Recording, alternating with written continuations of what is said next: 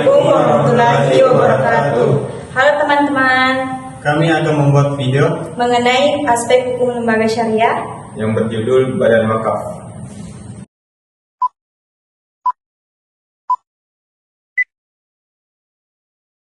A few moments later.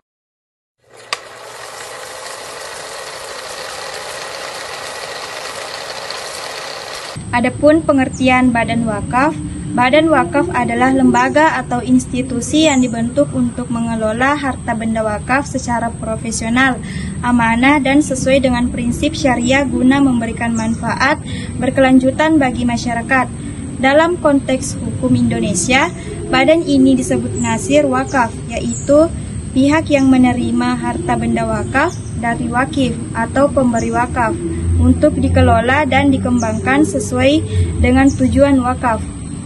Menurut Undang-Undang Nomor 41 Tahun 2004 tentang wakaf, nasir dapat berbentuk perseorangan, organisasi atau badan hukum yang bertugas melaksanakan pengurusan dan pengembangan harta benda wakaf. Adapun produk-produk badan wakaf. Produk-produk ini telah mendapatkan legitimasi hukum melalui Undang-Undang Nomor 41 Tahun 2004 tentang wakaf, Peraturan Pemerintah atau PP Nomor 42 Tahun 2006, serta berbagai fatwa dari Dewan Syariah Nasional MUI atau DSN MUI. Adapun produk-produk badan wakaf yang pertama, 1. Wakaf benda tidak bergerak. Contoh produknya wakaf tanah, bangunan, masjid, sekolah, dan rumah sakit. Adapun dasar hukumnya Undang-Undang Nomor 41 Tahun 2004 tentang wakaf, pasal 16 ayat 1, benda tidak bergerak yang dapat diwakafkan meliputi hak atas tanah.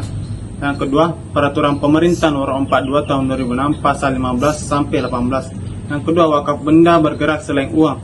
Contoh produk kendaraan, logam mulia, surat berharga syariah, saham perusahaan halal. Adapun dasar hukumnya Undang-Undang Nomor 41 Tahun 2004 pasal 16 ayat 2, Peraturan Pemerintah Nomor 42 Tahun 2006 pasal 19 sampai 12. Yang ketiga, wakaf uang.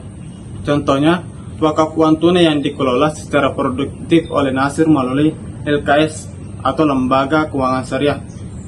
Dasar hukumnya Fatwa DSN MUI Nomor 43 /DSN MUI /8/2004 tentang wakaf uang. Undang-Undang Nomor 41 Tahun 2004 pasal 28 sampai 31.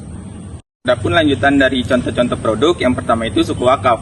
Contoh produknya itu investasi dana wakaf dan instrumen sukuk negara yang hasilnya digunakan untuk pembiayaan sosial. Dasar hukumnya itu Fatwa DSN MUI Nomor 140/DSN MUI /8/2021 tentang suku wakaf.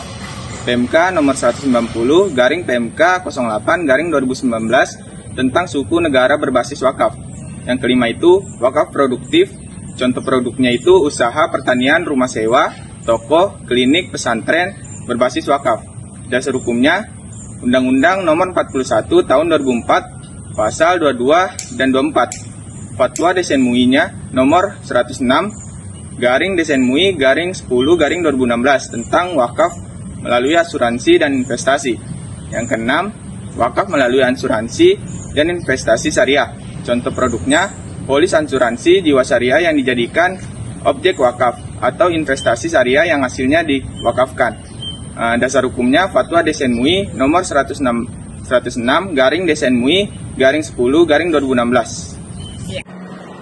Terus yang terakhir, materi perbandingan dan perbedaan dengan konvensional. Yang pertama itu ada wakaf syariah DSN MUI. Yang pertama itu berdasarkan syariat Islam, yaitu berdasarkan seperti Al-Quran, hadis, ijma, dan fatwa DSN MUI. Misalnya fatwa DSN MUI ini diatur dalam nomor 113 tahun 2017 tentang wakaf uang. Kalau misalkan dalam pengelolaan konvensional, yang pertama itu berdasarkan prinsip hukum positif dan rasional ekonomi tanpa mempertimbangkan hukum syariah.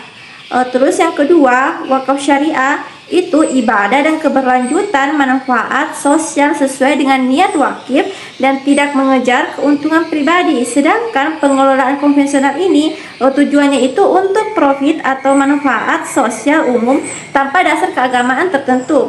Terus kalau misalkan wakaf syariah harus yang halal, tidak boleh digunakan untuk kegiatan yang bertentangan dengan syariah seperti riba, gharar, maisir. Pengelolaan dilakukan itu oleh nasir sesuai dengan prinsip syariah. Kalau misalkan pengelolaan konvensional, dana bisa diinvestasikan di sektor apapun termasuk yang berpotensi mengandung riba atau spekulatif. Terus yang terakhir, wakaf syariah itu wakaf uang, wakaf tunai yang diinvestasikan di instrumen syariah, suku, properti halal. Kalau misalkan pengelolaan konvensional itu bisa berupa donasi aset biasa yang tidak memiliki skema pelestarian pokok atau hasil sesuai dengan prinsip tertentu.